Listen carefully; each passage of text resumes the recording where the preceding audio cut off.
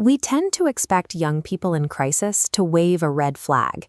We wait for them to walk into a counselor's office, sit down, and clearly articulate that they are struggling with anxiety or depression. But children and early adolescents rarely do that. They simply don't possess the precise emotional vocabulary required to explain complex internal distress. Because they can't put it into words, adults often misread the behavior. In a chaotic classroom or a busy household, genuine psychological pain is easily dismissed as a passing phase or typical teenage angst. Waiting for a student to offer a verbal confession is a dangerous strategy.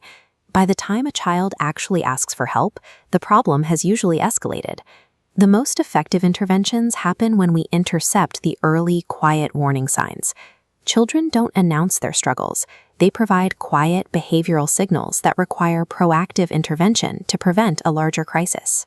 The first signal is a sudden, uncharacteristic withdrawal from favorite activities. This is the child who loved art class for years, but abruptly claims it's boring, or the kindergartner who completely stops asking to play with the family dog. When something a child once enjoyed loses its hold on them, that is information. Quitting a beloved sport isn't always a shifting interest. It is a psychological loss of grip and a primary behavioral marker of early depression. The second sign appears in the classroom as a sudden, sharp dip in academic performance. We are looking for a clean break, like a straight-A student suddenly staring blankly at a test, rather than a gradual slide over a difficult subject. Think of the brain's executive function capacity as a fuel gauge for the command center handling working memory, focus, and planning. Notice how it reacts to external stress. Anxiety and depression consume this capacity before altering outward mood. The cognitive energy is simply siphoned off. Once that energy is drained, the child cannot execute the tasks in front of them. That invisible cognitive depletion is what causes an otherwise excellent student to start leaving a pile of assignments incomplete. A sudden drop in grades or passion is rarely an attitude problem. It is the earliest measurable evidence of a biologically depleted brain. The third sign is the presence of persistent, unexplained physical complaints. These often manifest as stomach aches every Sunday night, or intense headaches right before a major test. A common adult response is to assume the child is faking it to avoid school responsibilities, but the physiology tells a different story.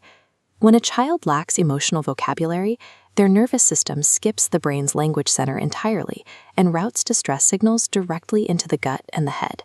Because the child doesn't have the words for what is happening inside them, their body becomes the physical voice for their unarticulated psychological distress. Withdrawing from joy, sudden academic drops, and physical pain form an unspoken SOS. The earlier we hear this bodily language and intervene, the smaller the clinical intervention needs to be. This timeline chart highlights a structural failure in traditional healthcare. Look at the massive 3-week void between the moment a teacher identifies a crisis and the student's first out-of-network appointment. MentalSpace School was built specifically to eliminate this dangerous waiting period for Georgia schools. Their primary logistical advantage is same-day teletherapy. A hurting student doesn't wait weeks for a referral. They are instantly connected to a licensed professional.